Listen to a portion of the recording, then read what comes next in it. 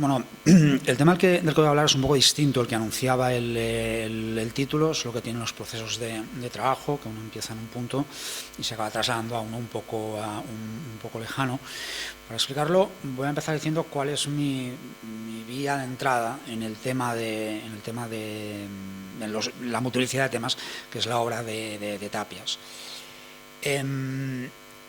Hay un libro que no he escrito, pero me gustaría escribir alguna vez sobre una exposición que yo llamo la Expo Invisible, la Expo que no sucedió.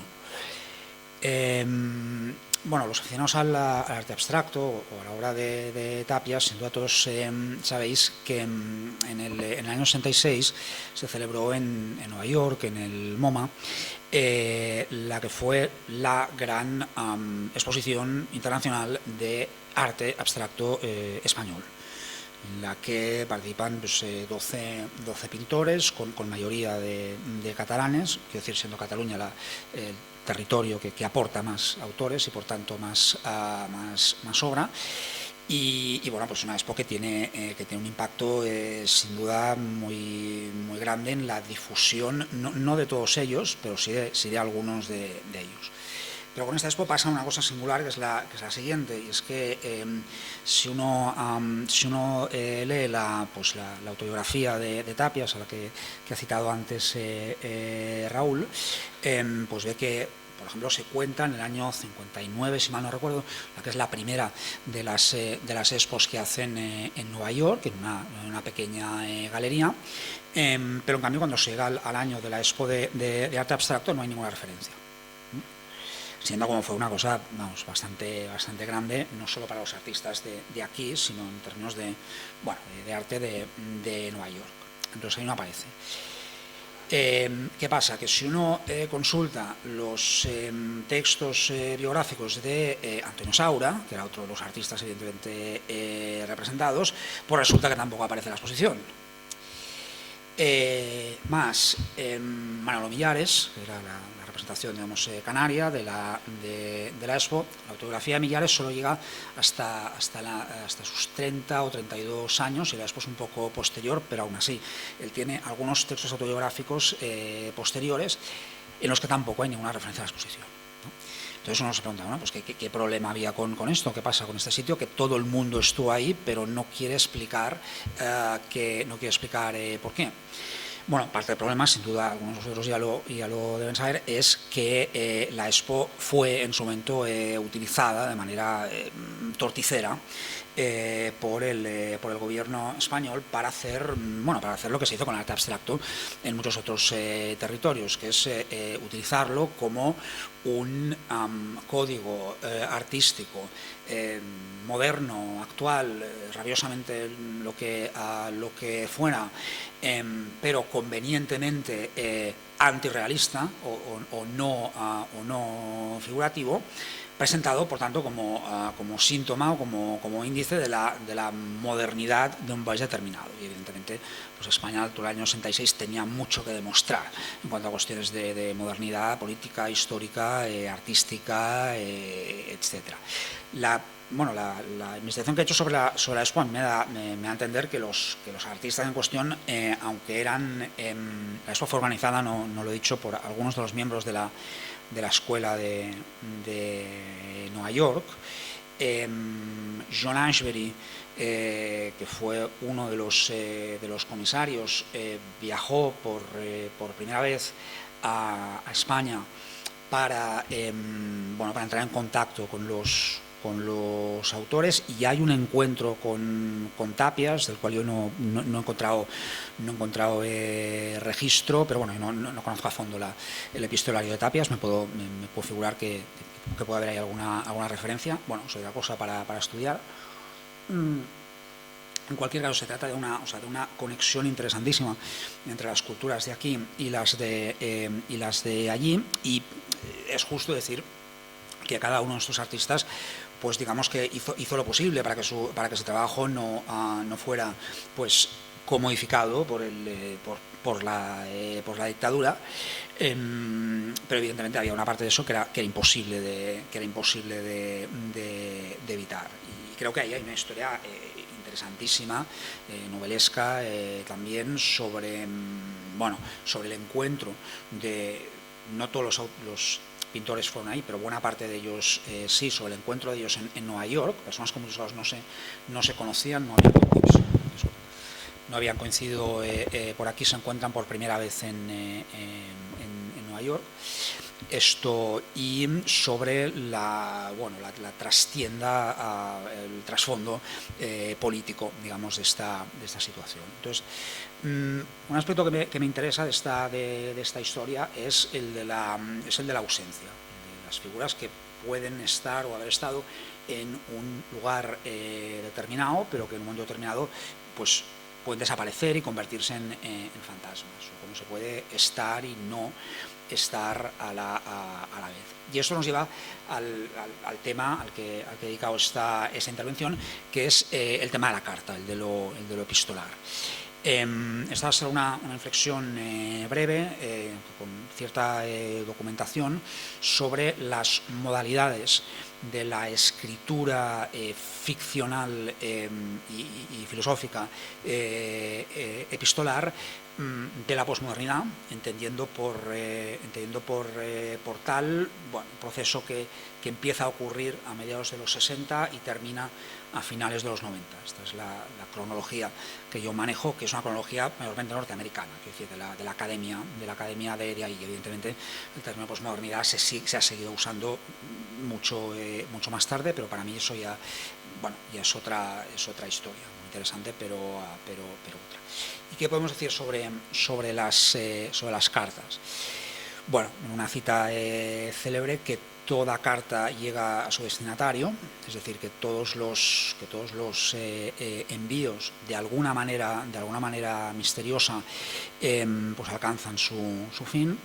Y si hablamos de las artes plásticas, pues que tiene más sentido mandar imágenes que mandar textos, porque los textos aspiran a ser comprendidos de una manera clara y unívoca, y van a ser pues modernamente mal entendidos, inevitablemente, mientras que la imagen, con su multiplicidad de interpretaciones, pues asegura o mantiene, por así decirlo, la ambivalencia del lenguaje, la indeterminación de los signos, de tal modo que al enviar imágenes puede decirse que se evita el malentendido, ¿no? Esto nos llevaría a pensar en que el género artístico, más bien la práctica artística que conocemos como mail art, y que incluye, para empezar, imágenes, por supuesto, pero también objetos en cajas y muchas otras modalidades. Aquí creo que puede ser interesante traer a colación el nombre de Carles Acmor, que fue uno de los grandes coleccionistas de mail art en Cataluña, y también evidentemente practicante de eso como poeta y como artista a la vez. El mail art nos podría aparecer como la forma de comunicación, la forma de comunicación postal por excelencia. ¿Y qué tiene lo postal, que lo diferencia de otras modalidades de comunicación supuestamente más claras? Bueno, yo diría que una reconsideración del género epistolar en estos tiempos puede razonablemente pasar por la versión que Jacques Derrida presenta de las ideas de la carta, la misiva, el envío. En suma, lo que Geoffrey Bennington ha denominado el aspecto postal o el aspecto tele del proyecto filosófico derridiano.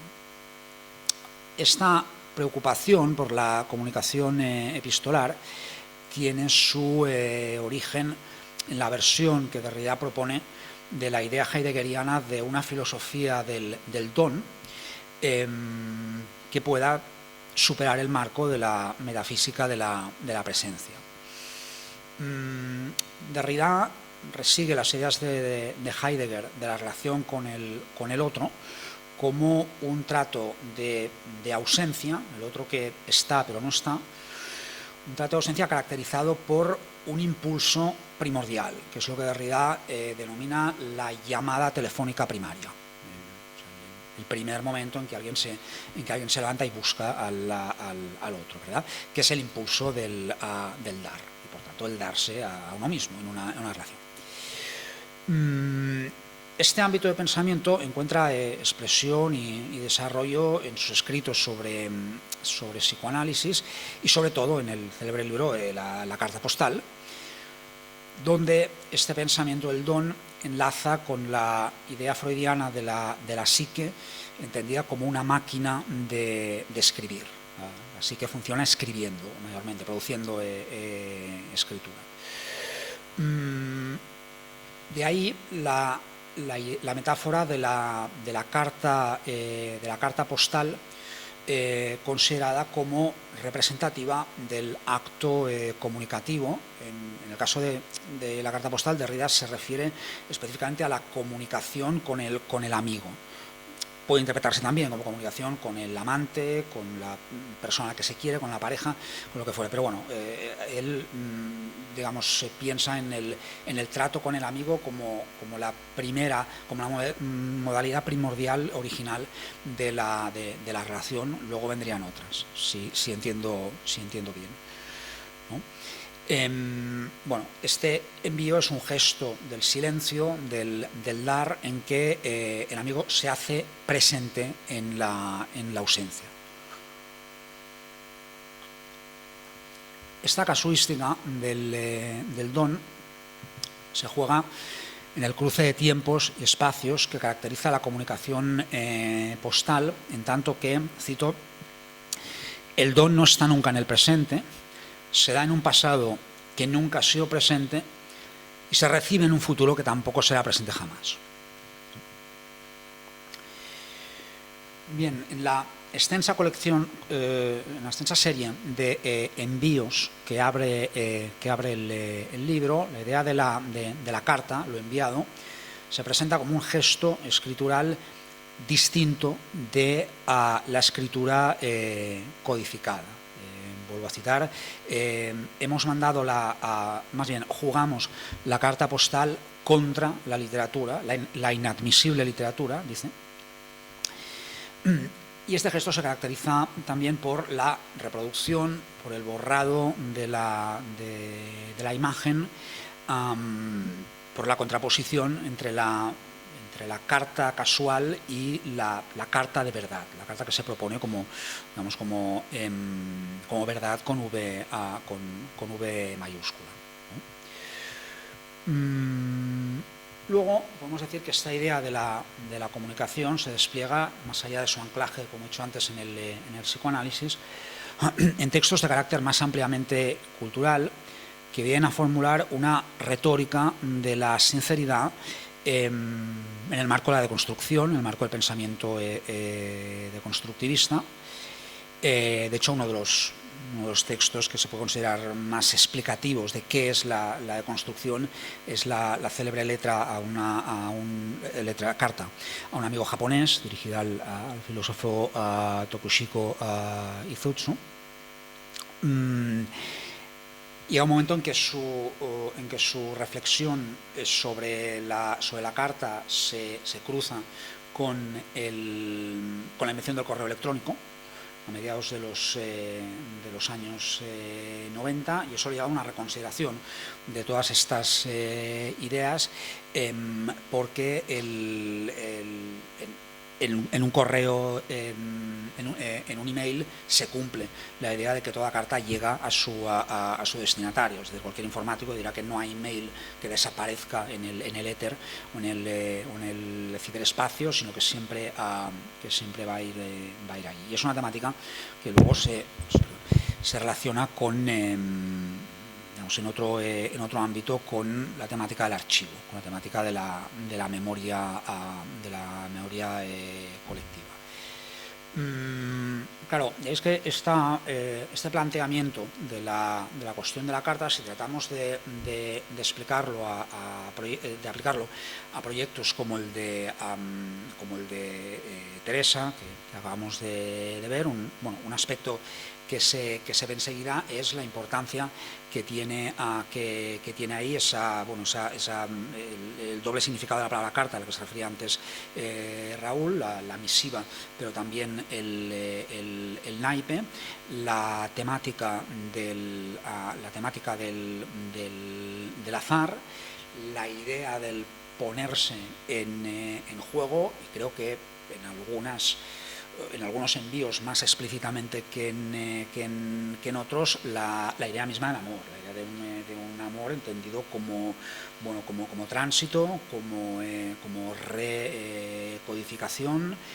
La idea de un amor más allá de las palabras me parece especialmente poderosa aquí, independientemente de que Tapias, evidentemente, tanto en esta serie como en otras, pues use letras, ocasionalmente palabras, etcétera, pero bueno, un amor más allá de la lógica discursiva, por así decirlo.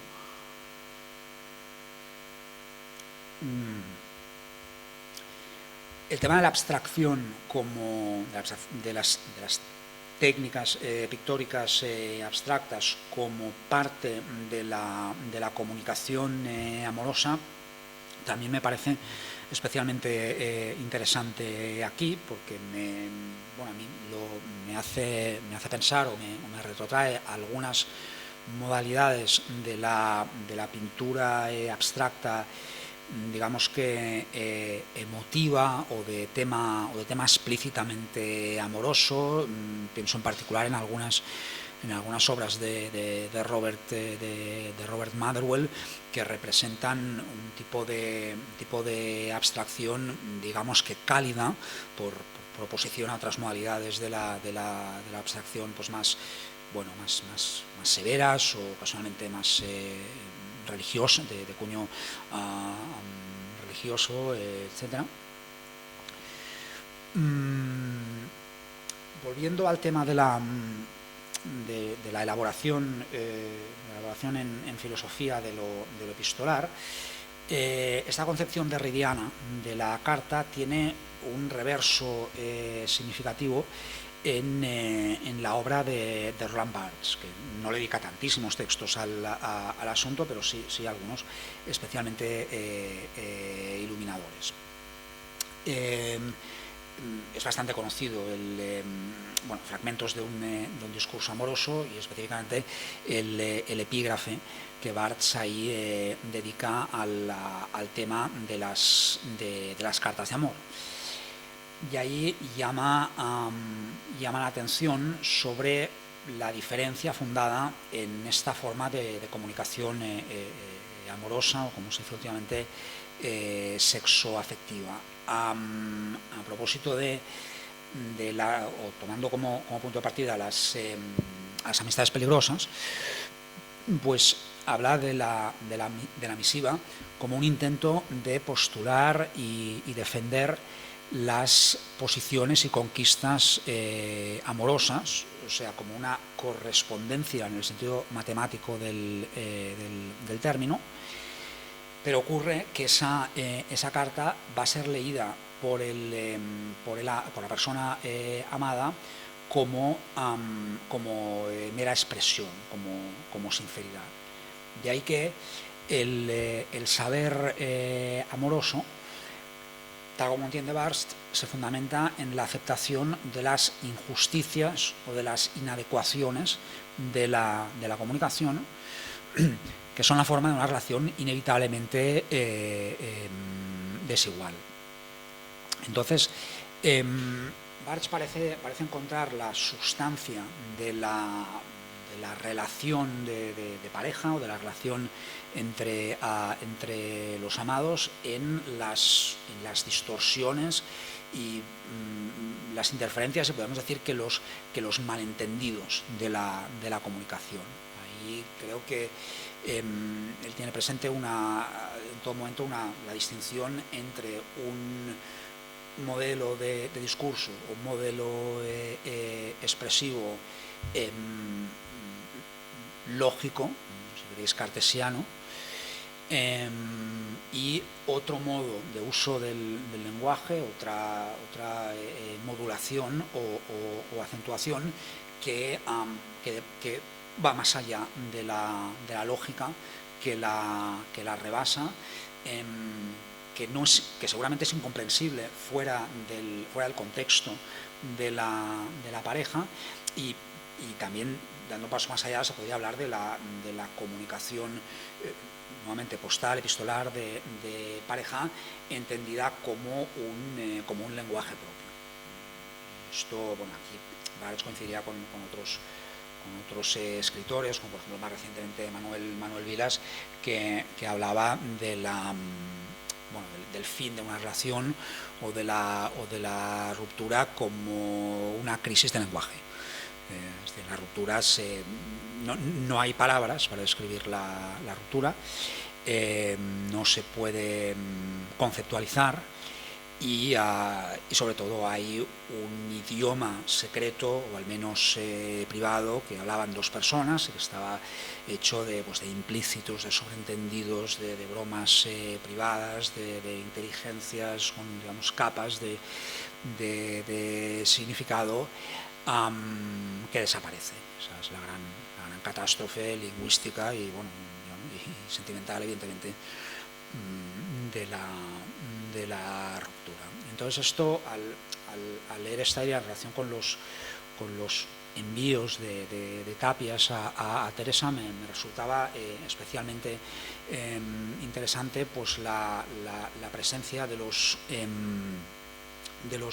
signos, de los signos repetitivos, de los círculos, de las obras, digamos, concebidas más explícitamente como obra gráfica, porque en ellos veo, digamos, como el gesto más fundamental o más básico de esta relación. Esto, bueno, lo señalo porque a mí en la obra de Tapias, puedo estar equivocado en esto, como en tantas otras cosas, lo gestual no me parece lo más importante. Es decir, no es Jackson Pollock, no tiene evidentemente esa idea de la mano que crea masculinidad, que crea mundo, etcétera. Pero sí hay un interés por los rumores de la imagen, que está en algunas de estas obras, ¿no?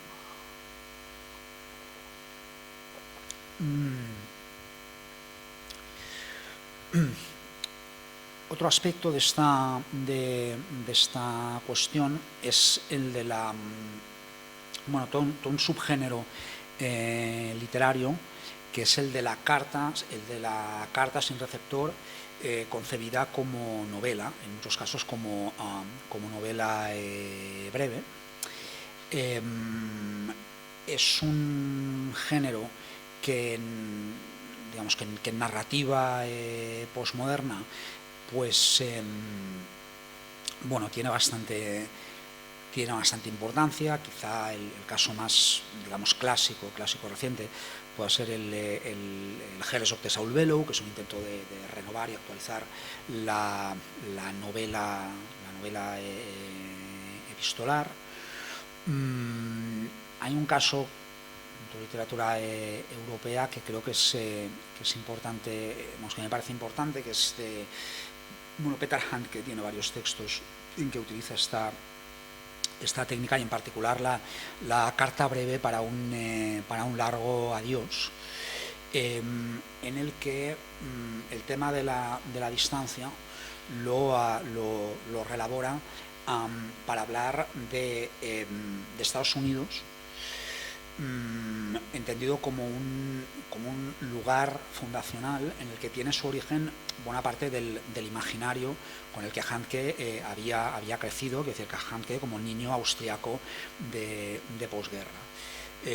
Y entonces ahí se embarca en una búsqueda de las raíces norteamericanas de su propia sensibilidad. que es creando así una modalidad del viaje de formación que Handke no es el único que hace esto. También hay artistas y directores de cine, en particular alemanes, que hacen ese mismo itinerario por las mismas fechas en los 70. También con momentos como el encuentro con John Ford, con el director de cine, descrito como una figura, una figura, digamos, patriarcal, ¿no? Entonces, en el contexto de la literatura catalana me parece interesante mencionar, ya que además se ha reeditado no hace mucho, La carta a la reina de Inglaterra de Vicenç Pagès Jordà, que crea un tipo de comunicación con un tiempo histórico no delimitado, en el que pasan muchas más historias de las que pueden pasar. Hay un yo que empieza apareciendo en la Cerdaña del año 1000 y que vive hasta una cárcel inglesa en el presente.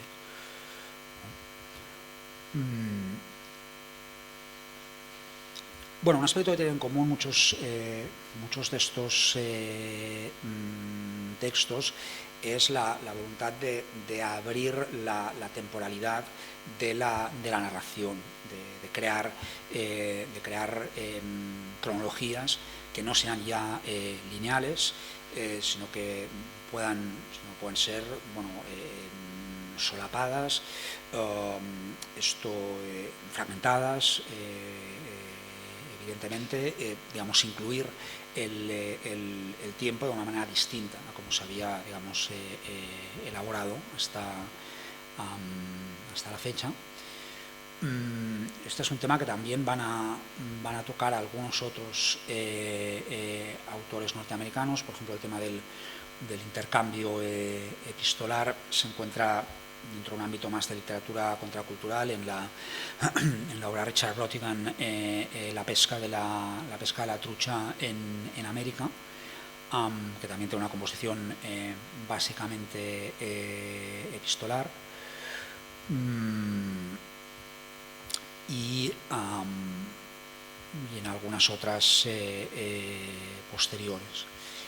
Aquí voy a llegar a lo que son mis ejemplos favoritos, y que además tiene que ver más estrictamente con la serie de Tapias y Teresa, que es el del gran escritor italiano Giorgio Manganelli, que desarrolla una idea muy singular sobre amor, retórica y escritura, a partir de la carta. Para Manganelli, la distancia entre los amantes, o el amante, la amada, como se quiera llamar, es la condición de posibilidad del vínculo amoroso, porque para él el vínculo amoroso solo tiene sentido en tanto que escritura, no existe si no se escribe. Esa escritura para él es literaria por definición, independientemente de que tenga, digamos, intención literaria a priori, y es la distancia entre es la separación forzosa de los amantes la que hace posible que se ponga en práctica la maquinaria retórica de los elogios, los denuestos, etc. Esta es una idea que, bueno, Manganelli la hace suya de manera muy, quiero decir, la formula de manera muy explícita, pero se puede encontrar en algunos otros, en muchas otras manifestaciones de la vida amorosa. Por ejemplo, Manel tiene una canción muy bonita en la que el cantante dice: bueno, no em molestis, que estava molt concentrat escrivint una cançó. está escribiendo la canción de amor, entonces evidentemente le molesta la presencia de la amada, porque le sobra. Entonces, esta temática en la obra de Manganelli se puede ver en varios textos, en particular uno llamado Un amor imposible, que aparece, por ejemplo, un intercambio epistolar entre Hamlet y la princesa de Cleves. Y cuando habla del correo, se refiere a él como una catapulta verbal portátil, con la que me propongo, o con la que puedo atravesar el espacio con dice, missile devozionale, con un misil de devoción. Aquí juega con misil y misiva, y con la idea de que la carta o el envío pueda a su vez destruir a la persona que lo recibe, ¿no?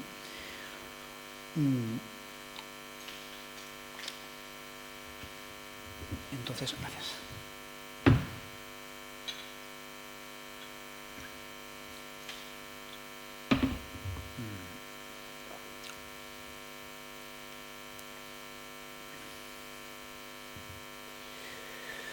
Bueno, esos textos de Manganelli certifican una relación entre el texto de carácter epistolar y la entrevista. La entrevista, quiero decir, las versiones literarias de un texto concebido como conversación, pregunta-respuesta, etc. Claro, que una cuestión que se plantea, tal como discutir luego en otro momento en el coloquio, es en qué medida estas técnicas de escritura posmo tienen su equivalente en el campo de las artes plásticas, en particular de la serie que nos ocupa. Yo creo que la tienen en algunos experimentos textuales, como por ejemplo la novela de Tapias y Brossa, que mencionaba antes Raúl, y bueno, algunas otras formas de escritura paraliteraria, postliteraria, o en las lindes entre escritura y obra de arte, cosas a las que unos años más tarde se empezará a llamar esto literatura conceptual. Es un término que puede ser apropiado para designar lo que hace Tapias en este momento. Eso por una parte. Luego creo que hay todo un desarrollo de la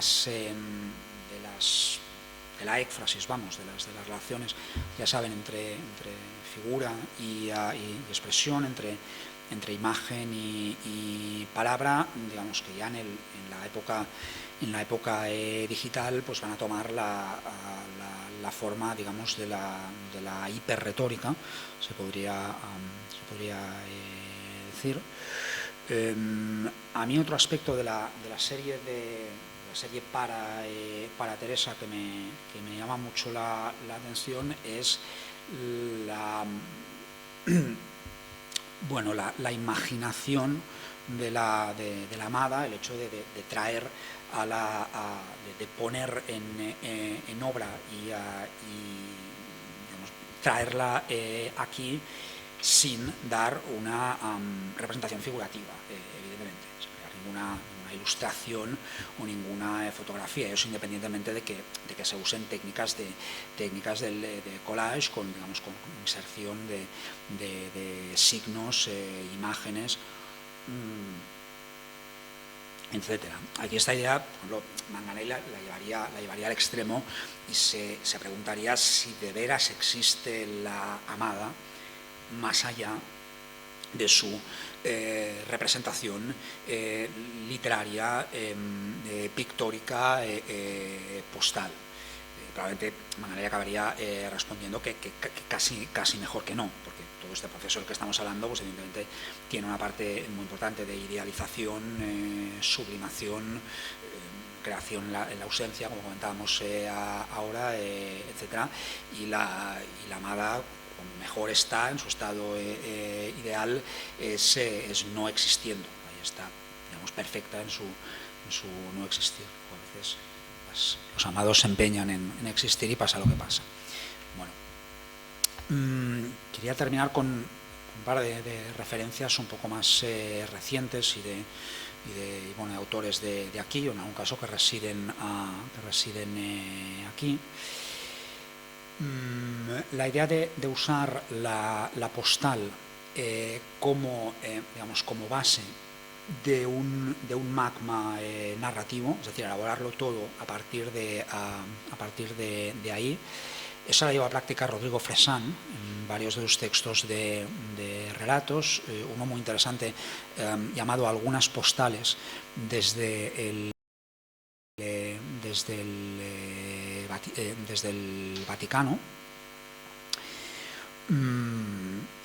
y algunas, digamos, mucho más elaboradas, como una titulada Postales escritas en el país de los hoteles, en que se cita un corpus de hasta 350 postcards dirigidas a un narrador imposible. Aquí Fresán también se está planteando una cuestión que en la serie de Teresa yo creo que también está posible, y es, bueno, quién es el destinatario, qué lee, cómo lee, y en qué se diferencia la lectura que hace el visionado que hace el destinatario de el que hace el espectador, porque ahí nuevamente podríamos suponer que en realidad todo esto es un dispositivo expresivo, retórico, pensado para nosotros como espectadores, y no para que lo lea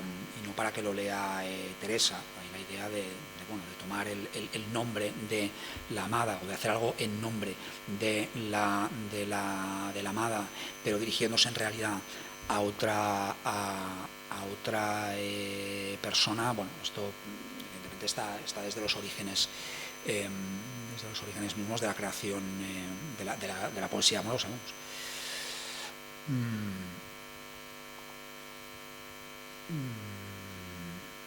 Luego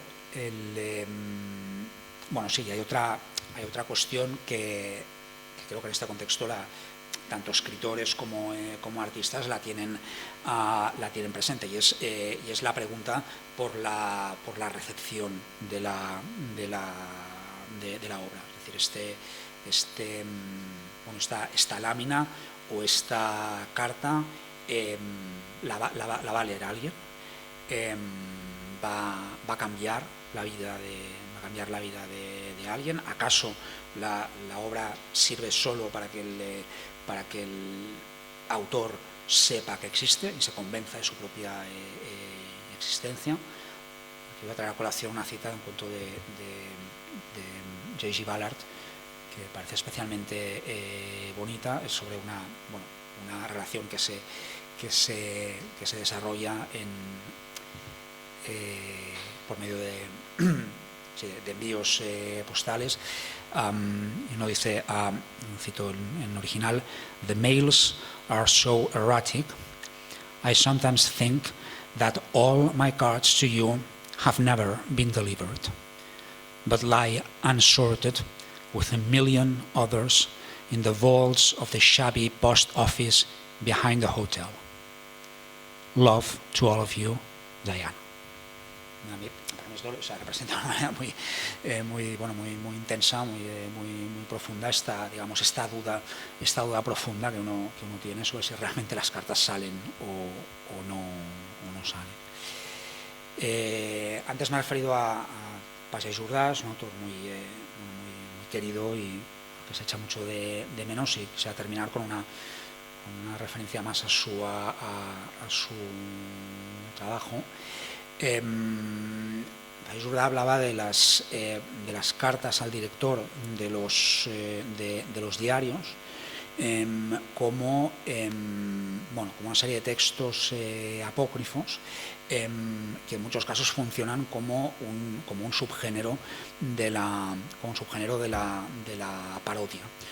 En muchos casos se pueden ver como si fueran una versión de segundo grado de las noticias o de la línea editorial de un medio de comunicación más determinado, ¿no? La idea de las cartas al director tiene nuevamente un aspecto muy interesante en la necesidad de imaginar yo creo que de imaginar a Dios. Las cartas claramente pues figuran un lector, un archilector que lo comprendería todo y idealmente lo solucionaría todo. Y ahí vuelve a aparecer esta idea de la carta como imposible comunicación. Y a esto le veo una relación con el tema de la serie con Teresa, porque tiene que ver con el tema de la variación y la serialidad.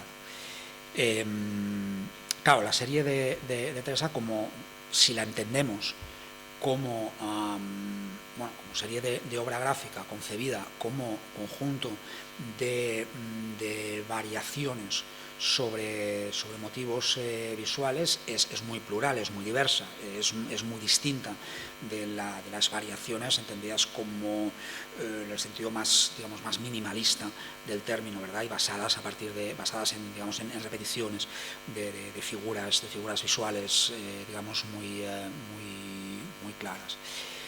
Ahí creo que hay una idea de la serialidad como un modo de concebir el tiempo.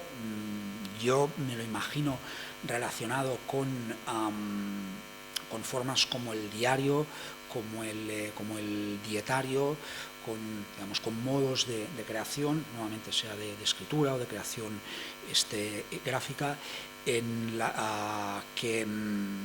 que llenen el tiempo, que se realicen continuamente todos los días. La clase de obra que el artista realiza, aunque no esté particularmente inspirado en ese momento. En esto el autor de diarios y el autor de variaciones pues tienen este aspecto en común. Y también hay el tema de la cuestión de cuál es el cierre de una serie, de cómo termina. Se trata de una serie de un cierre arbitrario, se podría prolongar, se podrían hacer versiones, otros artistas quizá, sobre el mismo desarrollo, etc. Sobre las relaciones entre imagen artística y escritura literaria, seguro que hay muchísimo más que decir, pero seguro que ahora con Raúl, que ha trabajado mucho estos temas, lo podemos debatir y con todos ustedes también. Así que muchas gracias por su atención.